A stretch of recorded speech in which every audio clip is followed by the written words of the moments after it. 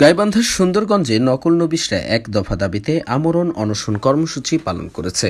রোববার উপজেলার নকল নবিশ কেন্দ্রীয় কর্মসূচির অংশ হিসেবে সাব রেজিস্ট্রি অফিসের সামনে কর্মসূচি পালন করা হয়। চাকুরি জাতীয়করণের এক দফা দাবি না আদায় হওয়া পর্যন্ত বাংলাদেশ এক্সট্রা মহড়ার অ্যাসোসিয়েশনের বৈষম্য বিরোধী নকল নবিশ দাবি আদায় পরিষদ আন্দোলন কর্মসূচি চালিয়ে যাওয়ার ঘোষণা দেন। এ সময় বক্তব্য রাখেন নকল নবিশ অ্যাসোসিয়েশনের সভাপতি মোজাম্মেল হক, সাংগঠনিক সম্পাদক সাইফুর রহমান সহ বিভিন্ন পদস্থ সদস্যগণের মধ্যে মাসুদ রানা, রূপালী বেগম, মিন্টু চন্দ্র সহ অনেকে।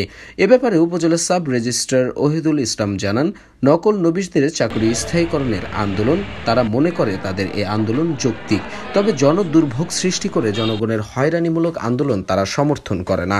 নকল নবীদের কাজ বালামের কপি করা এবং জাবেদা কপি করে জনগণের মাঝে সরবরাহ করা। প্রতি পৃষ্ঠায় তারা মাত্র ৩৬ টাকা হারে পারিশ্রমিক পায়, তাও আবার নিয়মিত না পাওয়ার কারণে তারা মানবেতর জীবনযাপন করে। ২০ অক্টোবর থেকে কেন্দ্রীয় কর্মসূচির অংশ হিসেবে দেশের ৫১৬ সাব রেজিস্ট্রি অফিসে কর্মরত ১৬,২৪৬ জন নকল নবিশ আন্দোলন কর্মসূচি চালিয়ে যাচ্ছেন বলে জানায় তারা। দীপু নূর, বর্তমান টেলিভিশন নিউজ ডেস্ক।